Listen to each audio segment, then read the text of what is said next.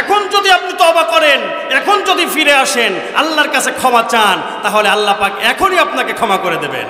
আবার যদি পরবর্তীতে কেউ কি করে ক্ষমা চায়, কেউ যদি ফিরে আসে, আল্লাহ তখনও তাকে দিয়ে দেবেন। এজন্য এটা হচ্ছে আল্লাহ পাক রব্বুল আলামিন মুজারের সিগা এখানে ব্যবহার করেছেন, ইয়াগফিরু, তার মানে বর্তমান প্লাস ভবিষ্যৎ, দুইটা কাল একত্রিত। এজন্য বর্তমান বোঝায়, ভবিষ্যতেও বোঝায়। আল্লাহ এখনও মাফ করছেন, পরেও মাফ করবেন।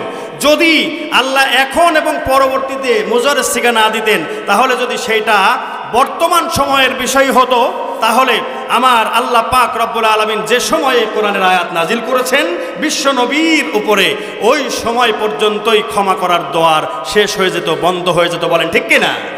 তাহলে আল্লাহ পাক রব্বুল আলামিন আমাদের প্রতি করুণা করেছেন, বলেন আলহামদুলিল্লাহ। আল্লাহর নিয়ামত গণনা করে শেষ করা যাবে? তাহলে বান্দা অপরাধ করবে, ক্ষমা চাইলে আল্লাহ ক্ষমা করে দেবেন। এর চাইতে সৌভাগ্য আর কি হতে পারে? ঠিক কিনা বলেন আমার ভাইরা? আল্লাহ পাক বলেন সমস্ত অপরাধগুলো ক্ষমা করে দেব। ইন্নাল্লাহা ইয়াগফিরুদ যুনুবা জামিআ ইন্নাহু হুয়াল গফুরুর রহিম। আল্লাহ পাক রব্বুল আলামিন বলেন তিনি তো পরম ক্ষমাশীল, মেহেরবান, অতি দয়ালু। বলেন আল্লাহ। আল্লাহ পাক রব্বুল আলামিন বলেন কুল ইয়াতাওয়াফাকুম মালাকুল মাউতিল্লাযী ওয়াক্কিলা বিকুম সুম্মা ইলা রাব্বিকুম তুরজাউন ওয়ালাউ তারা ইযিল মুজরিমুনা নাকিসু রুসিহিম ইনদা রাব্বিহিম রব্বানা বসরনা ওয়া সামি'না ফারজি'না না'মাল সালিহান ইন্না মুকিনুন। সূরা সাজদা, সাজদা নামে দুইটা সূরা আছে, একটা হামিম সাজদা আর একটা হলো শুধু সাজদা। হামিম দিয়ে শুরু হয়েছে ওই সূরা, আর এই সূরা সাজদা এটা হলো আলিফ লাম মিম দিয়ে শুরু হয়েছে। এই সূরা 21 নম্বর পারা 15 নম্বর পৃষ্ঠার প্রথম নাম্বার লাইনের 11 এবং 12 নম্বর আয়াতে কারিমা, এই দুইটা মহান আল্লাহ এখানে ডাক দিয়ে বলছেন কুল, হে নবী আপনি বলে দিন, ইয়াতাওয়াফাকুম মালাকুল মাউত, মৃত্যুর যে ফেরেশতাকে তোমাদের জন্য নিয়োজিত করা হয়েছে, আল্লাযী ওয়াক্কিলা বিকুম সুম্মা ইলা রাব্বিকুম তুরজাউন, সে তোমাদেরকে পুরোপুরি উসুল করে নেবে। তার মানে তোমাদের জানটা প্রাণটা হরণ করে নেবে। প্রাণ হরণকারী ফেরেশতা তোমাদের জন্য নিয়োজিত আছে, ঘোষণাকার। এবং সে তোমাদের কি করবে, ওই যে ওখান থেকে সুদৃঢ় দুর্গের মধ্যেও পলায়ন করলেও আমার ফেরেশতা তোমার কাছে পৌঁছে যাবে আর তোমার প্রাণটা হরণ করে দেবে।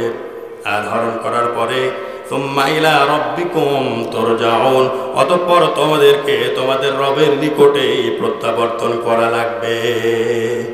এরপর আল্লাহ পাক বললেন ওয়ালাউ তারা ইযিল মুজরিমুনা নাকিসু রুউসিহিম ইনদা রাব্বিহিম, হে নবী আপনি যদি দেখতেন ইযিল মুজরিমুন, যারা অপরাধী, যখন অপরাধীদেরকে নাকিসু রুউসিহিম, তোমার রবের সামনে কি হবে, তার শিরটা মাথাটা নুয়ে থাকবে, চেহারা ধুলি মলিন অবস্থায় থাকবে, একেবারে মলিন হয়ে থাকবে, ভয়ে ভীত সন্ত্রস্ত হয়ে থাকবে, মাথাটা শিরটা ঝুঁকায় থাকবে ইনদা রাব্বিহিম, তোমার পালনকর্তার নিকটে। আর বলবে রব্বানা, হে আমাদের পালনকর্তা, আবসরনা, আমরা দেখলাম চোখে, বাসর ইয়াবসরু, বাসর না আমরা দেখেছি, আমরা দেখে ফেলেছি যা কিছু দেখার। কোন সময়কার ঘটনা এটা বলেন? মারা যাওয়ার পরে। মনে কেউ শুনছেন না, কথা বোঝেন না। হ্যাঁ, মারা যাওয়ার পরে বেশি খেয়ালের কারণে এরকম হচ্ছে। মানে কিছু কিছু সময় নামাজে ভুল হয়ে যায় কিনা বলেন তো? রাকাতে কোন রাকাতে কি, মানে কয় নাম্বার, 3 না 4, 2 না 3, এমন রাকাতে ভুল হতে লাগে। এটা আবার দুইটা কারণে হয়। একটা হচ্ছে অতিরিক্ত মনোযোগের কারণে ভুল হতে পারে, আর একটা দুশ্চিন্তা, অন্যান্য বাহিরের আউটসাইডের টেনশন করতে গিয়ে নামাজে ভুল হয়। এই জন্য আপনারা মনে হয় বেশি মনোযোগী আর নয়তো বাহিরের টেনশন, কোনটা? কোনটা বেশি মনোযোগী? হ্যাঁ, তাহলে ভালো, আলহামদুলিল্লাহ। তো এত বেশি মনোযোগী হয়ে যদি বুঝতেই না পারি তাহলে লাভ না লস? এটা হচ্ছে মৃত্যুর পরের ঘটনা। রাসূলুল্লাহকে বলছেন আল্লাহ, হে নবী, যদি আপনি দেখতেন, ওয়ালাও যদি, আর যদি তারও তুমি দেখতে, ইদিল মুজরিমুনা, যখন ওই অপরাধীরা, মুজরিম মানে অপরাধী, অপরাধীরা কি করবে তোমার রবের নিকটে, তার সামনে না কিছু রুউসিহিম, নিজেদের শিরটাকে, মাথাটাকে নোয়া দিয়ে আছে, ঝুঁকে আছে। ওই সময় মাথা ঝোঁকানো অবস্থায় ওটাকে কি বাহাদুরি বলে নাকি দুর্বলতা প্রকাশ বলে? বলেন, আল্লাহর সামনে গেলে সবাই দুর্বল নাকি সবল? কোন শক্তি কাজে লাগবে? বলেন বলেন আরো জোরে। কোন শক্তিধর, ক্ষমতাধর টিকে আছে? থাকবে? থাকে নাই, এরপরে এখনো থাকছে না, পরবর্তীতেও থাকবে না। কোনো ক্ষমতায় কাউকে টিকিয়ে রাখতে পারবে না।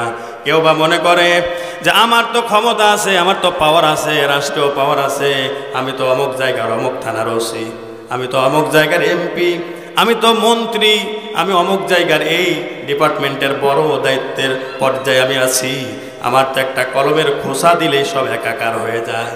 মানুষ ভয় করে আমার দেখে, আমি তো বড় ক্যাডার, আমার তো হাজার হাজার সৈন্য আছে, বাহিনী আছে, আমার বুঝি কিছুই হবে না, ওরাই আমারে বাঁচাবে। আবার কেউ কেউ মনে করে আমার তো অনেক সম্পদ, এই সম্পদগুলো আমারে বাঁচাবে।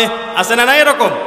এই সম্পদ আমাকে বাঁচাবে, এই জন্য সম্পদ কি করে বেশি বেশি অর্জন করে আর ভালো কাজে ব্যয় না করে তারা কি করে ওই সম্পদটা গচ্ছিত রাখার চিন্তা করে যে সম্পদ আমার সঙ্গে চিরকাল থাকবে, আমারে বাঁচাবে। তাই আল্লাহ পাক রব্বুল আলামিন বলছেন, আল্লাযী জামাআ মালাও ওয়া আদ্দাদা ইয়াহসাবু আন্না মালাহু আখলাদা। বলেন আল্লাহু আকবার। সূরা হুমাযা 2 এবং 3 নম্বর আয়াতে কারিমা আল্লাহ পাক বলছেন, আল্লাযী জামাআ মালাও ওয়া আদ্দাদা, তার আগে ওয়াইলুন শব্দ আল্লাহ পাক ব্যবহার করেছেন। এখানে এক শ্রেণীর ব্যক্তির কথা বলা হয়েছে, ওয়াইলুল্লি কুল্লি হুমাযাতিল লুমাযা।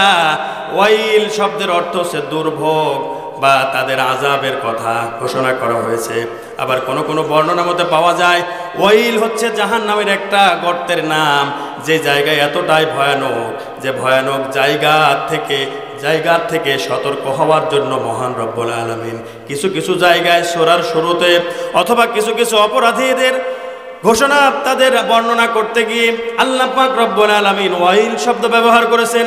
তার এরপরে সূরা মাউনের ভিতরে ফাওয়াইলুল লিল মুসাল্লিন শব্দের ব্যবহার আমার আল্লাহ পাক রব্বুল আলামিন করেছেন, যে ওই সকল নামাজিরা যারা কিনা বেখিয়াল, তাদের নামাজ সম্পর্কে তারা সব সময় গাফেল থাকে।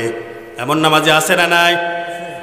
জোহরের নামাজ আসরের সময় হয়ে যায়, পড়তে চায় না, এমন মুসল্লি এদিকে তো না। নাকি এরকম হবে যে এই এলাকার লোক নামাজই পড়ে না? হ্যাঁ বলেন, এই যে নামাজই অনেকেই পড়ে না।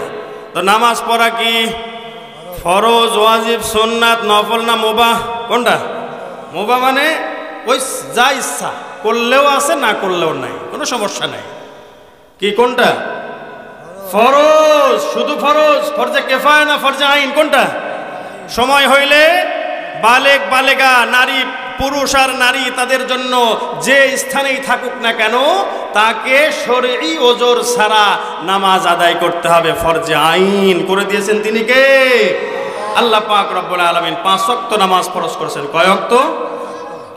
এই 5 ওয়াক্ত আমরা পেয়েছি, আমরা পড়ি 5 ওয়াক্ত, আবার অনেকেই পড়েই না। আছে না না এরকম আল্লাহর ওলি?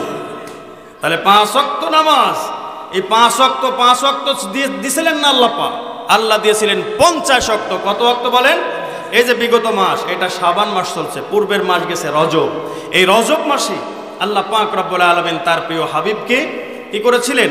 তার মেরাজে তার সঙ্গে সাক্ষাৎ করিয়েছেন, আর সে মুআল্লা পর্যন্ত তিনি পৌঁছেছেন। 7 আসমান পেরিয়ে গিয়ে বহু দূর দূরান্ত অতিক্রম করে আল্লাহ পাক কাছে ডেকে নিয়েছিলেন বিশ্ব নবী সাল্লাল্লাহু আলাইহি ওয়াসাল্লামকে। ওখানে যাওয়ার পরে আল্লাহ পাক রব্বুল আলামিন কতগুলো হাদিয়া দিয়েছেন, তার মধ্যে একটার কথাই আমি আপনাদেরকে বলি, সেটা হচ্ছে 50 ওয়াক্ত নামাজ। কয় ওয়াক্ত? তিনি ফিরে আসছেন 6ষ্ঠ আসমানে। হযরত মূসা আলাইহিস সালাতু ওয়াস সালাম ওখানে ছিলেন, তার সঙ্গে সাক্ষাৎ হয়। বলেন, আপনাকে আপনার প্রভু কি দিলেন, এত দূরে ডেকে নিলেন?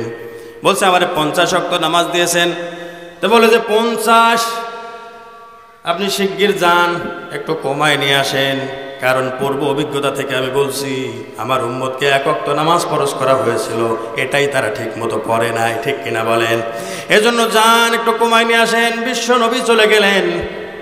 যাওয়ার পরে আল্লাহ পাকের কাছে ওজর পেশ করলেন, আরজ করলেন, ইয়া আল্লাহ একটু কমায় দিলে ভালো হয়, এমনভাবে যেভাবে বলা দরকার আল্লাহর নবী বললেন। আল্লাহ পাক 5 ওয়াক্ত কমিয়ে দিয়ে 45 করলেন। এবার আবার মূসা আলাইহিস সালামের সঙ্গে দেখা, 9 বারে 5 করতে করতে 5 নং 45 ওয়াক্ত কমিয়ে দিলেন, আর থাকে মাত্র 5, কত? 5 ওয়াক্ত। এরপরে মূসা আলাইহিস সালামের কাছে যখন আসলেন, মূসা আলাইহিস সালাম আবার পরামর্শ দিলেন, হে নবী, আপনি যান, আপনার উম্মত 5 ওয়াক্ত পড়তে হিমশিম খেয়ে যাবে, পূর্ব অভিজ্ঞতা থেকে আমি বলছি, যান শিগগির।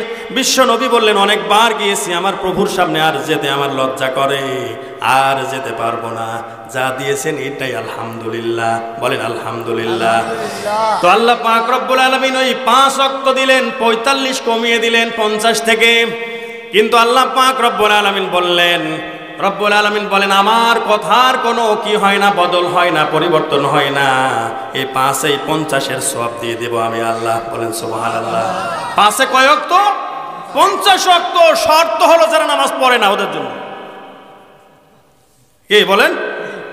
নামাজ না পড়লে 50 ওয়াক্ত সওয়াব, আর নামাজ পড়লে 5 ওয়াক্ত সওয়াবই পাবে। তাহলে কোনটাতে খুশি আপনারা?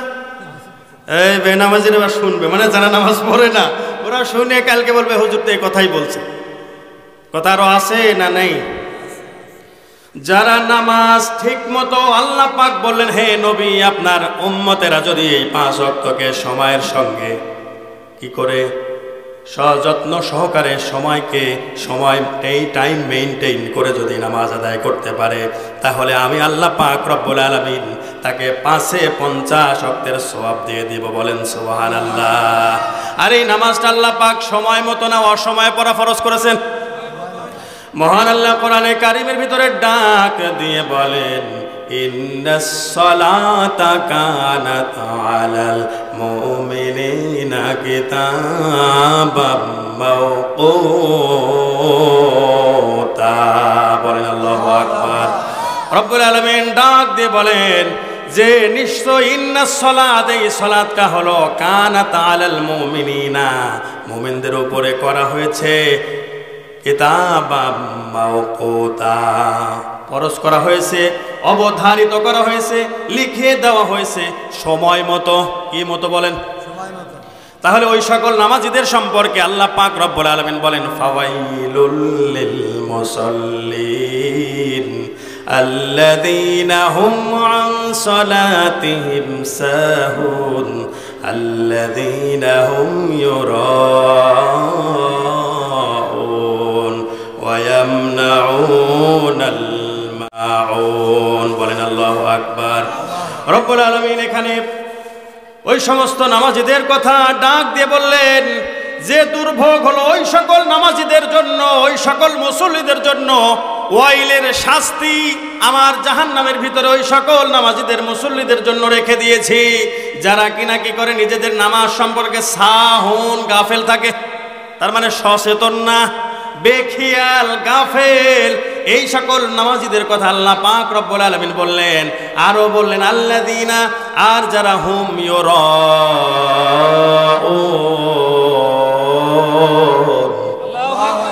আর যারা তাদের ইবাদত করে আল্লাহ পাকের মানুষকে দেখানোর জন্য। আছে না নাই? কত সিজনালি আছে না নাই?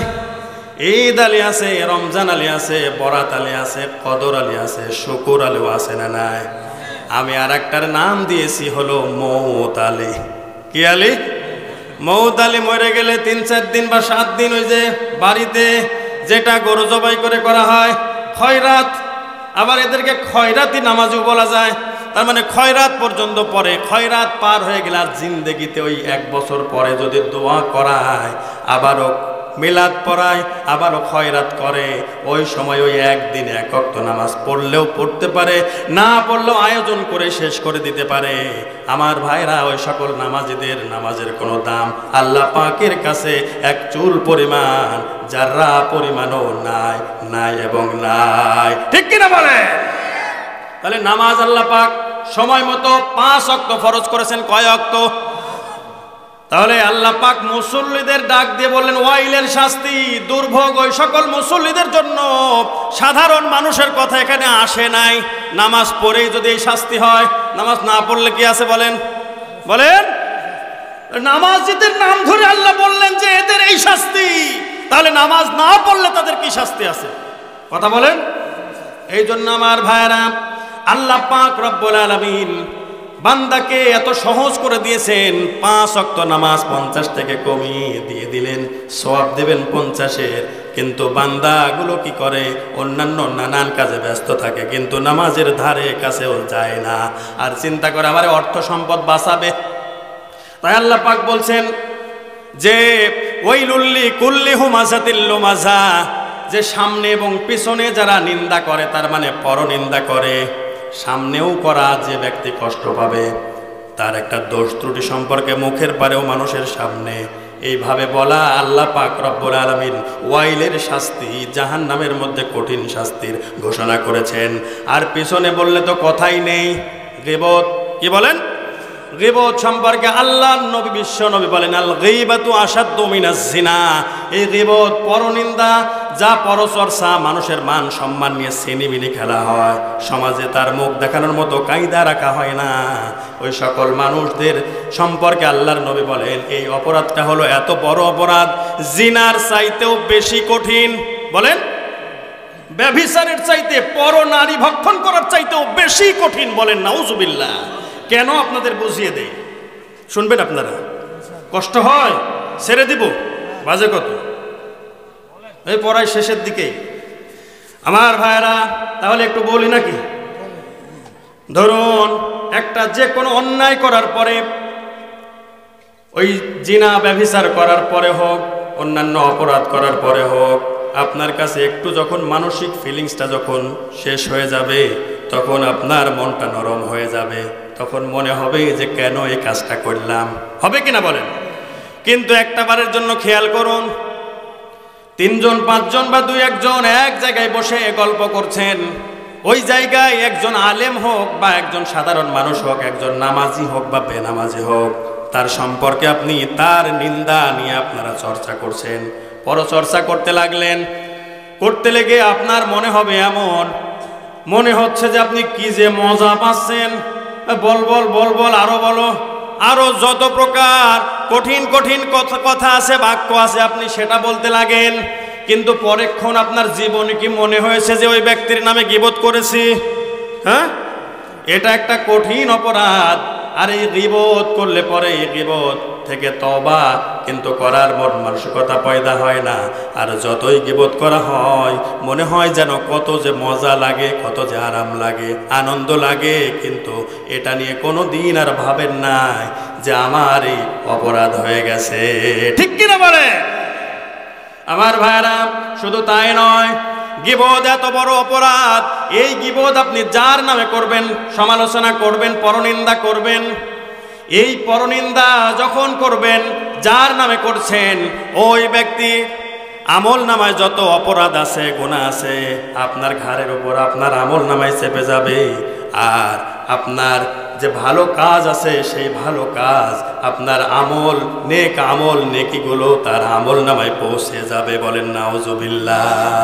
এই অপরাধ করা যাবে? বলেন কারা কারা করবেন? আল্লাহর ওলি 2-1 জন আছে, গীবত করবে না, সচরাচর হয়ে যায়। তবে এইটাই ব্যাধিটা দূর করতে হবে। বলেন ঠিক কিনা? আল্লাহর ঘোষণা, কঠিন শাস্তির ব্যবস্থা আছে। শুধু এটুকুই না, হযরত আশরাফ আলী থানভী রহমাতুল্লাহ আলাইহি একটি ঘটনা উল্লেখ করেছেন, এটা বোঝানোর স্বার্থে। বলছেন যে যারা গীবত করে, পরনিন্দা করে, এই সকল মানুষদের আমল আবার নতুন করে প্রথম থেকে শুরু হয়। তার মানে খেলা আবার ফেরত থেকে। হ্যাঁ, খেলা ফেরতেন নাকি? খেলা ফেরতেন এইরকম ভাবে বোঝেন। সেটা হচ্ছে একজন দুইজন ধরেন ঘোড়াওয়ালা, ঘোড় সওয়ার কোথাও যাচ্ছে, একজন যাচ্ছে আর একজনের সঙ্গে দেখা হয়ে গেল। তো একজন বলে ভাই চলেন আমার সঙ্গে যাই, তো বলে যে না ভাই আমি আলাদা আলাদা যাই।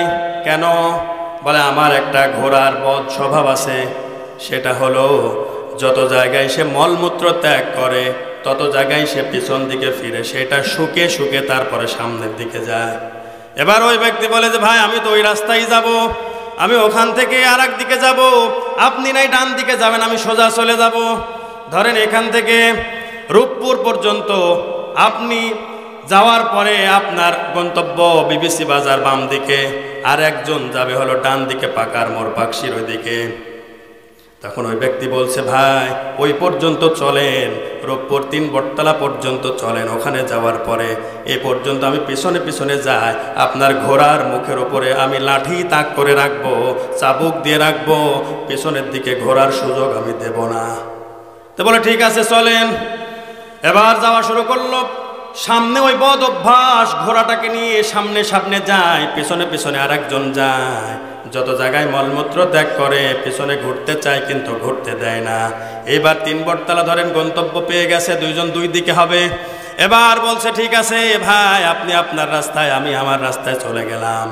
এবার ওই ব্যক্তি যখনই বামে চলে গেল, আর যে ব্যক্তির ওই যে বদ অভ্যাসওয়ালা ঘোড়া, এই ঘোড়াটা কি করছে, পিছনে যত জায়গায় পেশাব পায়খানা করেছে, আবার তো শোকা লাগবে বলেন, এক দৌড়ে চলে আসছে একদম প্রথমে যেই জায়গায় পেশাব পায়খানা করেছে ওই জায়গায় এসে ওইটা শোকা শুরু করে দিল।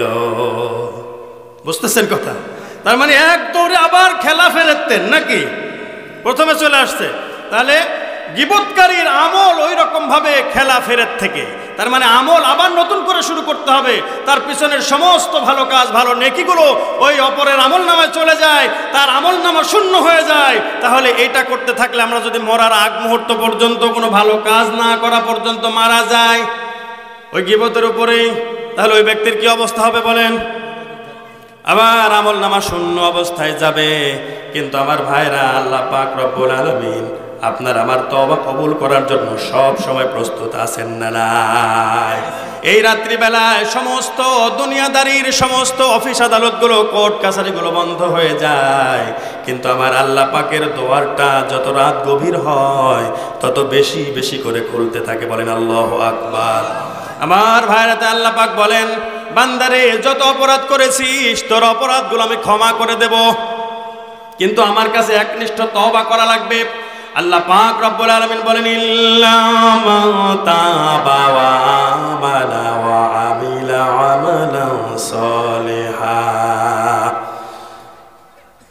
ওয়া আমিলা আমালান সালিহান ফাউলাইকা ইউবাদদিলুল্লাহু সাইয়্যাতিহিম হাসানাত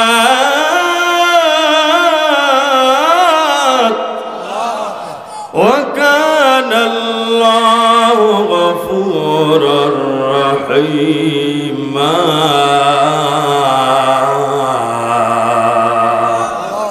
সূরা ফুরকান 19 নম্বর পারা 5 নম্বর পৃষ্ঠার প্রথম নম্বর লাইনের 70 নম্বর আয়াতে কারিমা আল্লাহ পাক রব্বুল আলামিন পূর্বে অনেকগুলো অপরাধের কথা ঘোষণা করার পরে বলছেন যে বান্দারে যারা কিনা তাদেরকে আমি আযাব দ্বিগুণ বহুগুণ করে দেব, কিন্তু অপরাধ করেছিস ইল্লা মান তাবা, তাদেরকে ছাড়া তাদেরকে শাস্তি দেব না যারা 1 নম্বরে তওবা করবে। কি করবে? 1 নম্বরে তওবা করবে। তওবা মানে হচ্ছে ফিরে আসা। কি করা? ফিরে আসা, কাম ব্যাক। তাহলে ফিরে আসতে হবে। যে অপরাধ করছি সেই অপরাধ মনে মনে চিন্তা করতে হবে যে এটা সত্যই অপরাধ, আর এই অপরাধ থেকে আমাকে এখনই আল্লাহর কাছে স্বীকারোক্তি দেওয়ার পরে সামনের দিনে আর করব না। এই 3টা শর্ত মেইনটেইন করে সেই ব্যক্তি ফিরে আসবে, ভালো কাজ করবে। আল্লাহ তাই বলছেন ইল্লা মান তাবা, 1 নাম্বার তওবা করবে।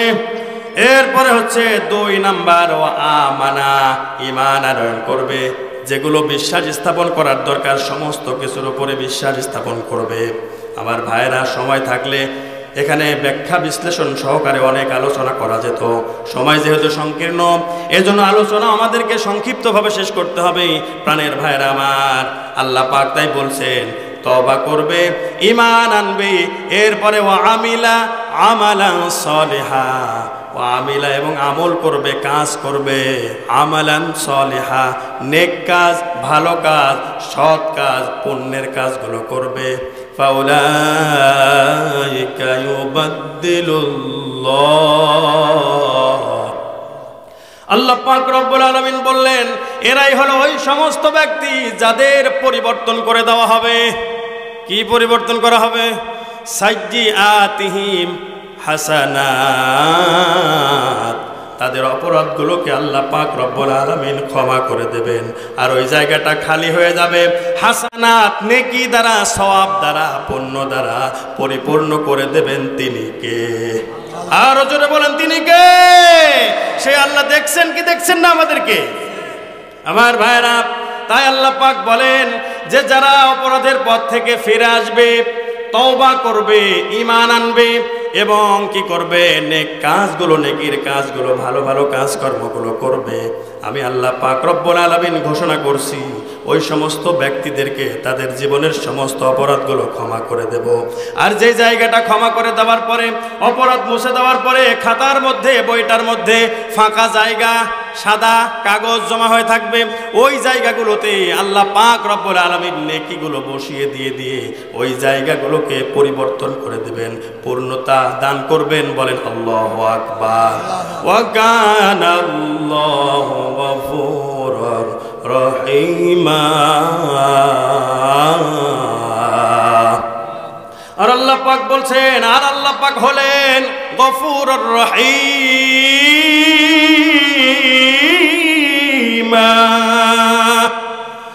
পরম ক্ষমাশীল, মেহেরবান, অতি দয়ালু। বলেন সুবহানাল্লাহ।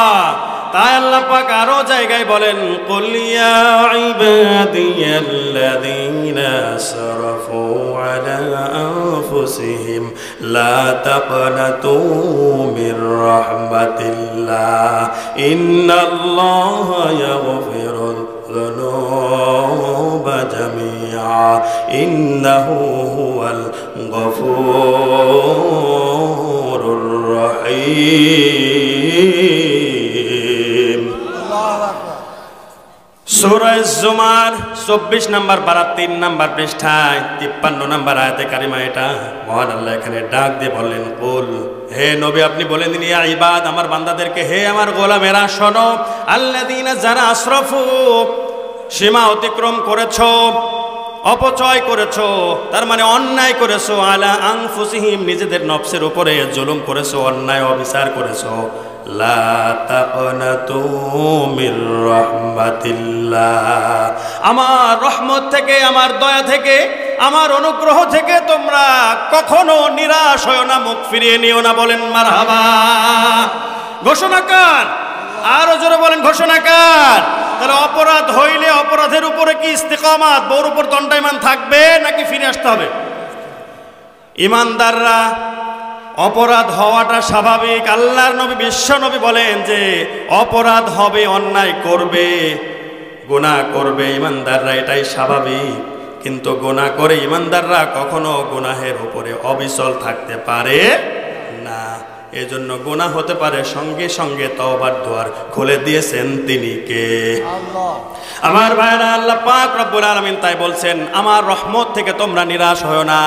ইন্নাল্লাহা ইয়াগফিরুয যুনুবা জামিআ, আল্লাহ পাক রব্বুল আলামিন অবশ্যই তোমাদের সমস্ত অপরাধগুলোকে ক্ষমা করে দিচ্ছেন বা দেবেন। বলেন আল্লাহু আকবার। এখন যদি আপনি তওবা করেন, এখন যদি ফিরে আসেন, আল্লাহর কাছে ক্ষমা চান, তাহলে আল্লাহ পাক এখনই আপনাকে ক্ষমা করে দেবেন।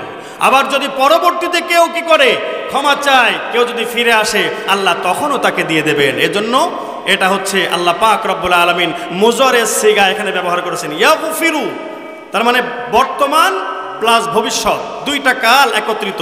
এজন্য বর্তমান বোঝায়, ভবিষ্যতেও বোঝায়। আল্লাহ এখনো মাফ করছেন, পরেও মাফ করবেন। যদি আল্লাহ এখন এবং পরবর্তীতে মুজারের সিগা না দিতেন, তাহলে যদি সেইটা বর্তমান সময়ের বিষয় হতো, তাহলে আমার আল্লাহ পাক রব্বুল আলামিন যে সময়ে কোরআনের আয়াত নাজিল করেছেন বিশ্ব নবীর উপরে, ওই সময় পর্যন্তই ক্ষমা করার দোয়ার শেষ হয়ে যেত, বন্ধ হয়ে যেত। বলেন ঠিক কিনা? তাহলে আল্লাহ পাক রব্বুল আলামিন আমাদের প্রতি করুণা করেছেন, বলেন আলহামদুলিল্লাহ। আল্লাহর নিয়ামত গণনা করে শেষ করা যাবে? তাহলে বান্দা অপরাধ করবে, ক্ষমা চাইলে আল্লাহ ক্ষমা করে দেবেন, এর চাইতে সৌভাগ্য আর কি হতে পারে? ঠিক কিনা বলেন আমার ভাইরা? আল্লাহ পাক বলেন সমস্ত অপরাধগুলো ক্ষমা করে দেব। ইন্নাল্লাহা ইয়াগফিরুদ যুনুবা জামিআ ইন্নাহু হুয়াল গফুরুর রহিম। আল্লাহ পাক রব্বুল আলামিন বলেন তিনি তো পরম ক্ষমাশীল, মেহেরবান, অতি দয়ালু। বলেন আল্লাহু আকবার। তবে আল্লাহ পাক রব্বুল আলামিন এখানে যেমন ক্ষমা করার ঘোষণা দিলেন, ক্ষমা করবেন, আল্লাহর রহমত থেকে নিরাশ হতে নিষেধ করলেন। আল্লাহ ক্ষমা করবেন ঠিক আছে, কিন্তু পরের আয়াতে আল্লাহ 54 নম্বর আয়াতে 2টা শর্ত দিয়েছেন। বলবো একটু?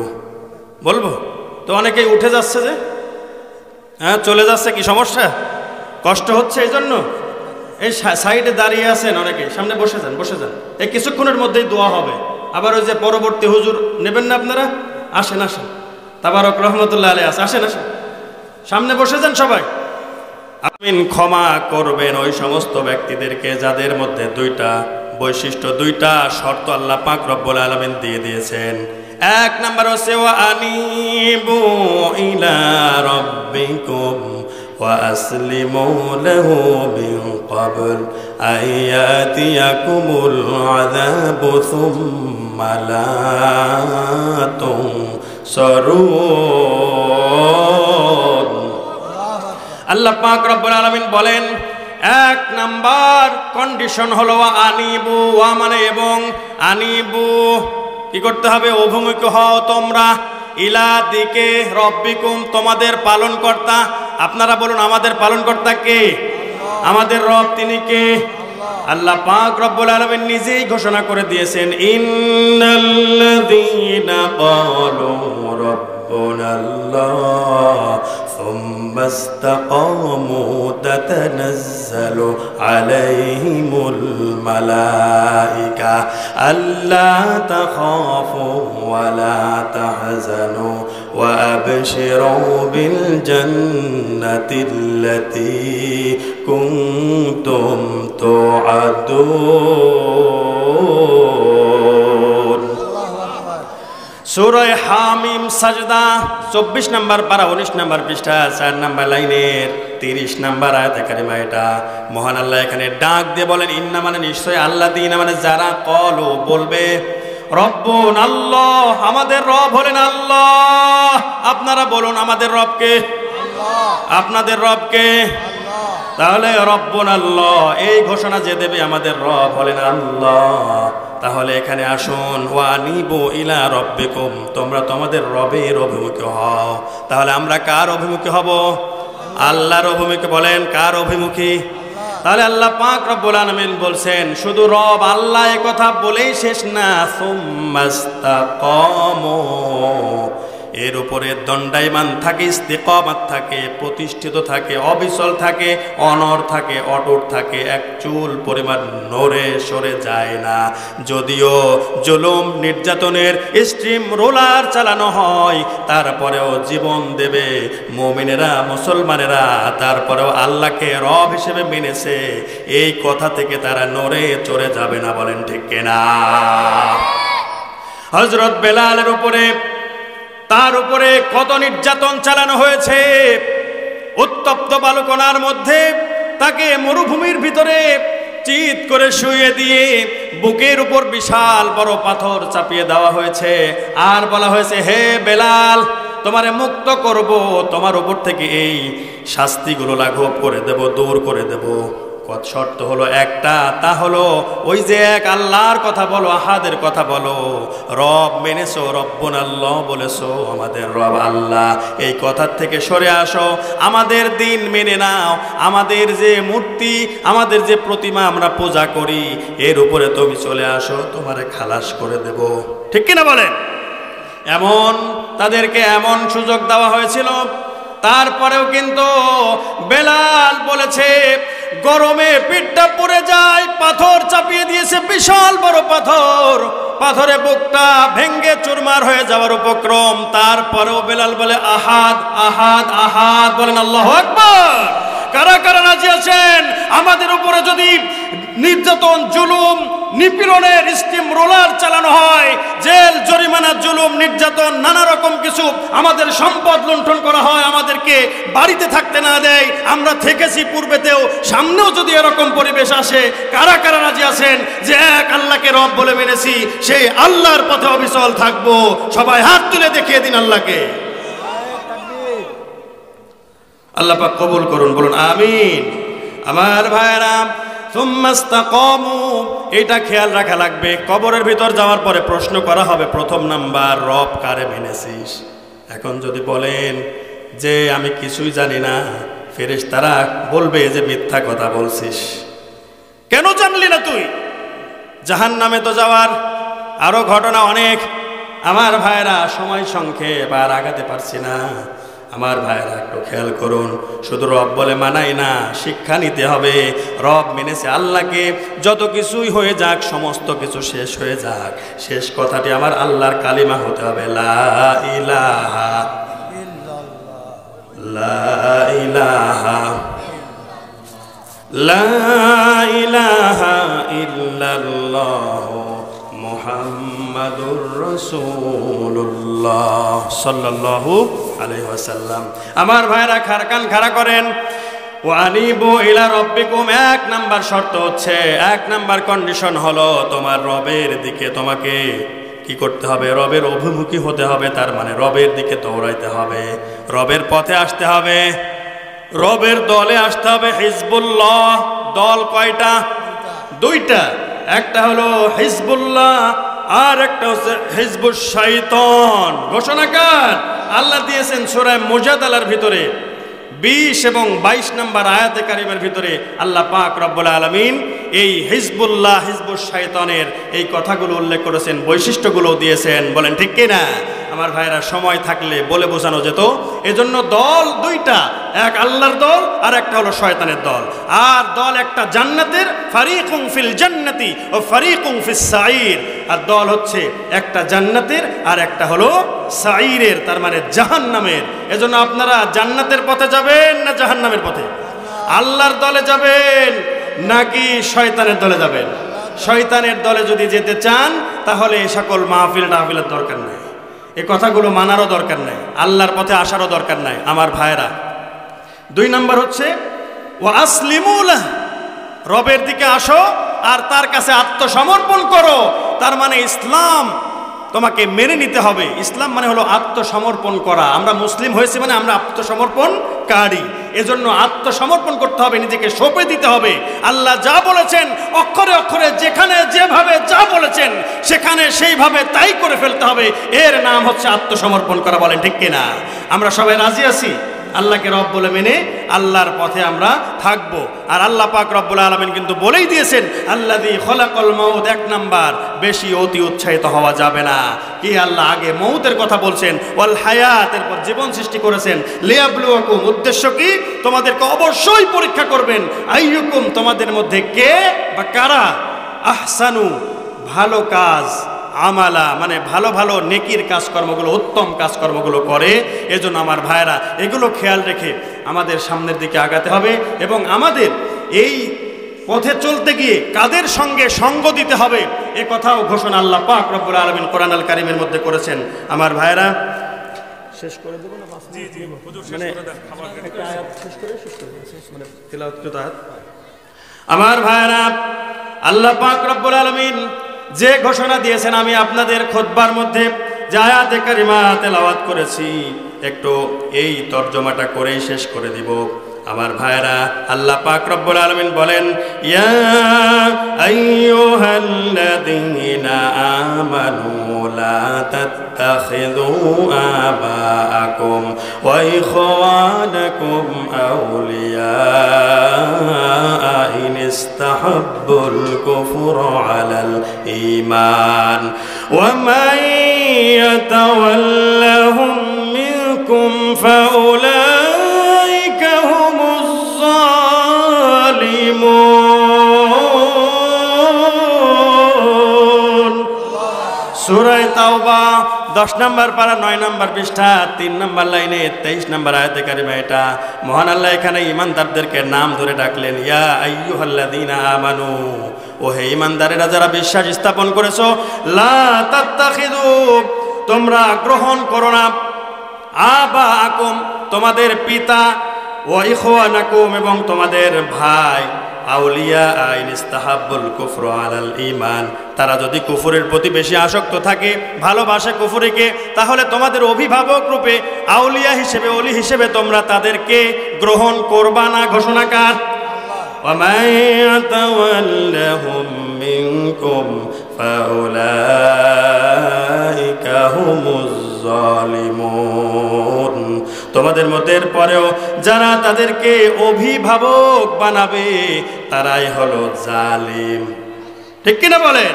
এজন্য যদি আপনার ভাই হয়, ওই সকল মানুষ, তোমার বাবা হোক, তোমার ভাই হোক, আরো জায়গা আছে, তোমার জ্ঞাতি গোষ্ঠী হোক, সব এত কাছের লোক হইলেও তাদেরকে তোমরা অভিভাবক মানবে না এবং মানবে না। বলেন ঠিক কিনা? এজন্য যারাই মানবে তাদেরকে আল্লাহ পাক জালিম বলে আখ্যায়িত করলেন। আর জালিমদেরকে আল্লাহু লা ইয়াহদিল কওমাজ জালিমিন, আল্লাহ জালিমদেরকে হেদায়াত দান করেন না। বলেন নাউজুবিল্লাহ।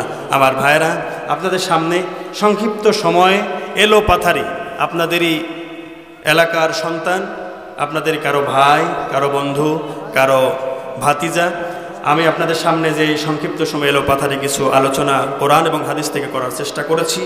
আপনাদের সামনে ভালোভাবে উপস্থাপন করতে পারি নাই, যতটুকুই পেরেছি আলহামদুলিল্লাহ। আল্লাহর ইচ্ছায় আল্লাহ পাক রব্বুল আলামিন ভুল ত্রুটিগুলো ক্ষমা করে দিয়ে আমাদের সমস্ত এই আলোচনা কবুল করেন, পূর্বের বক্তাদের এবং আমাদের সকলকেই এর উপরে যা আলোচনা হয়েছে শিক্ষণীয় বিষয়গুলো আমাদেরকে মেনে চলার, আল্লাহর পথে থাকার তৌফিক দান করেন। সকলে পড়ছি আল্লাহুম্মা আমিন। আমি আপনাদের কাছে দোয়া চাই, আপনাদের জন্য আমি দোয়া করি। আমার আলোচনা এখানে শেষ করছি। ওয়া আখিরু দাওয়ানা আলহামদুলিল্লাহি রাব্বিল আলামিন। ইয়া হাইয়্যু ইয়া কাইয়্যুম বিরহমাতিকা নাস্তাগীথ ইয়া আউওয়ালাল আউওয়ালিন ইয়া আখিরাল আখিরিন ইয়া রাহিমাল মাসাকিন ইয়া হান্নানু ইয়া মান্নান ইয়া যাল জালালি ওয়াল ইকরাম هو الغفور الودود ذو العرش المجيد فعال لما يريد ربنا ظلمنا أنفسنا وإن لم تغفر لنا وترحمنا لنكونن من الخاسرين ربنا آتنا في الدنيا حسنة وفي الآخرة حسنة وقنا عذاب النار রব্বুল আলামিন, বিশাল আসমানের মালিক, বিশাল আরশের মালিক, জমিনের মালিক আল্লাহ তাআলা, চাই দেখুন আপনার বিশাল আসমানের নিচে জমিনের উপরে আল্লাহ সর সলিমপুরের এই ময়দানে আল্লাহ তাআলা আমার জামরুল ভাইয়ের পক্ষ থেকে আজকে যে আয়োজন করা হয়েছে তাফসীরুল কোরআন মাহফিলের, আল্লাহ তাআলা আমরা এখানে বসে কোরআন এবং হাদিস থেকে গভীর রজনী পর্যন্ত আলোচনা করার চেষ্টা করেছিলাম গো আল্লাহ রব্বুল আলামিন। এরপরে আপনার শাহী দরবারে আপনার কতগুলো মাহবুব বান্দাদেরকে নিয়ে আমি গুনাহগার আপনার শাহী দরবারে হাত দুখানা উত্তোলন করে দিয়েছি মাওলা। আল্লাহ তাআলা আপনার কাছে হাত উঠানোর পূর্বে যা কিছু আলোচনা হয়েছে, আমল করা হয়েছে, আয় আল্লাহ আপনার নবীর শানে কয়েকবার দরুদ ও সালাম পেশ করা হয়েছে। আল্লাহ জিকির আজকার রব্বুল আলামিন যা কিছু আমরা আমল করেছি, ভুল ত্রুটি হয়ে গেলে নিজ গুণে ক্ষমা করে দিয়া যেটুকু সওয়াব হয় লক্ষ কোটি গুণে বৃদ্ধি করে দিয়া সর্বপ্রথম সোনার মদিনায় নবী পাক সাল্লাল্লাহু আলাইহি ওয়াসাল্লামের পাক রওজা মুবারকে পৌঁছায় দিন। আল্লাহ তাআলার পরে বাবা আবুল বাশার আজম আদম আলাইহিস সালাম থেকে নিয়ে আজ পর্যন্ত तमाम পৃথিবীর মাটির নিচে যত আম্বিয়া কেরাম আলাইহিমুস সালাতু ওয়াস সালাম, শুহাদায়ে কেরাম, সিদ্দিকিন, সালেহিন, সাহাবী, তাবেঈ, তাবে তাবেঈন, আইম্মায়ে মুজতাহিদিন, খুলাফায়ে রাশিদিন, পীর, মাশায়েখ, ওলিয়া উলিয়া, গাউস, কুতুব, আপনার মুমিন মুমিনাত বান্দা বান্দিরা সহ আখিরি জামানার নবীর উম্মাত উম্মতে মুহাম্মাদী শাহীদ আছে আল্লাহ সকলের আরো পাকে হাদিয়াগুলো আপনি পৌঁছায় দিন। আল্লাহ তাআলা খাস করে মেহেরবানি করে আল্লাহ গভীর রজনীতে দুনিয়ার সমস্ত অফিস আদালত কোর্ট কাছারি সব কিছু বন্ধ হয়ে গেছে। রব্বুল আলামিন আপনার দোয়ারগুলো আমাদের জানা মতে আপনার হাবিবের ভাষ্য অনুযায়ী এই রাত যত গভীর হয় আপনার দোয়ার তত রহমতের দোয়ারগুলো বেশি বেশি করে খুলতে থাকে। আল্লাহ তাআলা আপনার রহমতের আশায়, আপনার ক্ষমা পাওয়ার আশায় রব্বুল আলামিন কোরআনের এই মাহফিলের এই ময়দান থেকে চায় দেখুন আপনার কতগুলো বান্দারা হাত দুখানা করে উত্তোলন করে দিয়েছে। পর্দার অন্তরে থাকা আমার আম্মা জানেরা, মা এবং বোনেরা হাত উঠিয়েছেন। আল্লাহ রব্বুল আলামিন আপনি আমাদের সকলের হাতগুলোকে কবুল আর মঞ্জুর করে নিন।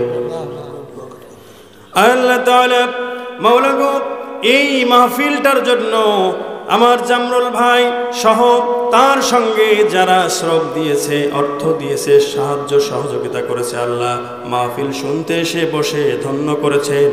আল্লাহ তাআলা সাফল্যমণ্ডিত করার জন্য রব্বুল আলামিন এখানে খাওয়ার আয়োজন করা হয়েছে। হালকা পাতলা যাই হোক, যা জুটবে আপনি জুটাইছেন। আল্লাহ রব্বুল আলামিন যে সকল ভাইরা রান্না বান্নার কাজে ছিলেন তাদেরকেও আল্লাহ আপনি কবুল আর মঞ্জুর করে নিন। রব্বুল আলামিন ডেকোরেটর, মাইক, লাইট যা কিছুর ব্যবস্থা যারা করেছেন আল্লাহ তাদেরকেও আপনি কবুল করে নেন। রব্বুল আলামিন আমাদের জিন্দেগির সমস্ত অপরাধগুলোকে আপনি ক্ষমা করে দিন মাওলা। আল্লাহ তাআলা আজকের আমাদের এই মাহফিলটা কবুল আর মঞ্জুর করে নিন, নাজাতের ওসিলা হিসেবে কবুল করে নিন মাওলা। কাল কিয়ামতের ময়দানে যেন মাওলা এই জায়গাটা আমাদের পক্ষে সাক্ষী দিতে থাকে গো আল্লাহ রব্বুল আলামিন। মাওলা গো, চায় দেখুন আপনার কতগুলো বান্দা হাত উঠিয়েছে। এই মুহূর্তে আপনার কতগুলো বান্দার বাড়িতে যাওয়ার পরে মাওলা গো জনম দুঃখী পিতার সঙ্গে দেখা হবে না, দুনিয়ার বুক থেকে চলে গেল। আল্লাহ তাআলা জনম দুঃখিনী মা অনেকের চলে গিয়েছে গো আল্লাহ, আর জীবনে দেখা হবে না। আল্লাহ তাআলা কত কষ্ট করে 10 মাস 10 দিন গর্ভে ধারণ করে ভূমিষ্ঠ করার পরে কত কষ্ট করেছেন, বুকের দুধ খাইয়েছেন গো আল্লাহ। আল্লাহ তাআলা নিজে কষ্ট করে সন্তানদেরকে ভালোভাবে লালন পালন করার চেষ্টা করেছে। আল্লাহ তাআলা নিজের জীবনটা পর্যন্ত দিয়ে দেওয়ার জন্য রাজি ছিল, কিন্তু সন্তানের কোনো ক্ষতি তারা সহ্য করতে পারে নাই গো আল্লাহ রব্বুল আলামিন। ওই মা এবং ওই বাবা সন্তানের জন্য কঠোর পরিশ্রম করেছে, সব সময় ভাবনা চিন্তা করেছে আল্লাহ তাআলা আমার সন্তানেরা কেমনে ভালো থাকবে, কেমনে ভালো পড়বে, কেমনে ভালো খাইবে, এই চিন্তাই ছিল গো আল্লাহ। ওই বাবা যার দুনিয়ার বুক থেকে চলে গেল, ওই বাবা মার কবরগুলোকে আপনি জান্নাতের টুকরায় পরিণত করে দিন আল্লাহ রব্বুল আলামিন। আমার জামরুল ভাইয়ের আব্বা দুনিয়ার বুক থেকে চলে গিয়েছে। আল্লাহ তাআলা দোয়া চেয়েছেন তার বাবার কবরখানাকে জান্নাতের টুকরায় পরিণত করে দিন। আল্লাহ তাআলা আমার জামরুল ভাই মানুষের সেবা করেন, ট্রিটমেন্ট করেন মাওলা গো, রোগ ব্যাধির ট্রিটমেন্ট করে থাকেন আল্লাহ। তাকে সুষ্ঠুভাবে সুন্দরভাবে মানুষের সেবা দেওয়ার তৌফিক আপনি দান করে দিন আল্লাহ মাওলা গো। আল্লাহ তাআলা হিংসা অহংকার সমস্ত কিছু ভুলে মাওলা গো আপনার একজন খাস বান্দা হিসেবে, আপনার হাবিবের প্রিয় উম্মাত হিসেবে আপনি কবুলের মঞ্জুর করে নিন। আল্লাহ তাআলা গতকালকে এই বাড়ির পাশেই আপনার একজন বান্দা মরহুম ইয়াকুব আলী প্রামাণিক দুনিয়ার বুক থেকে চলে গিয়েছে, দোয়া চেয়েছে গো আল্লাহ রব্বুল আলামিন। মাওলা গো সদ্য মৃত্যু একজন ব্যক্তি দুনিয়ার বুক থেকে চলে গিয়েছে, আজকের খবর এই দুনিয়াবাসীর কারোর জানা নাই। রব্বুল আলামিন কেমন আচরণ করা হচ্ছে জানি না গো আল্লাহ। মাওলা গো কবরবাসী মরহুম ইয়াকুব আলীকে আপনি মাফ করে দিন। আল্লাহ তাআলা ইসলামী আন্দোলনে শরীক হয়েছিল, রব্বুল আলামিন তাকে ইসলামী আন্দোলনের কর্মী হিসেবে কবুল করে নিন মাওলা।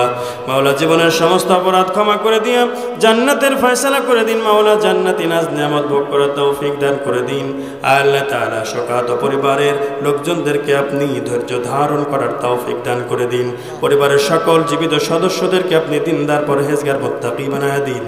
আল্লাহ তাআলা মাওলা গো সর্বোপরি আজকে যারা মাহফিল আয়োজন করেছেন, সমস্ত ডিপার্টমেন্টের দায়িত্ব যারা পালন করেছেন এবং যারা শ্রোতা হয়ে এসেছেন, বক্তা হয়ে এসেছেন, আল্লাহ তাআলা সকলকেই আপনি কবুল করে নেন।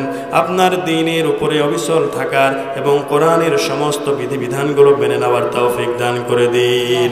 আল্লাহ তাআলা এতক্ষণ ধরে যা কিছু চাইলাম, যা কিছু চাইতে পারি নাই, আল্লাহ তাআলা অথচ আমাদের জন্য দরকার, সেগুলো আপনার মাওলা গো নিজ গুণে আপনার গায়বী খাজানা থেকে পূরণ করে দিবেন। আল্লাহ সুবহান রাব্বিকা রাব্বিল ইজ্জাতি আম্মা ইয়াসিফুন ওয়া সালামুন আলাল মুরসালিন আলহামদুলিল্লাহি রাব্বিল আলামিন। মাওলা গো, যখন মালাকুল মাউত মৌতের পয়গাম নিয়ে হাজির হয়ে যাবে, তখন সকলের জবান দিয়ে জারি করে দিন কালিমায়ে তাইয়্যিবা লা ইলাহা ইল্লাল্লাহ মুহাম্মাদুর রাসূলুল্লাহ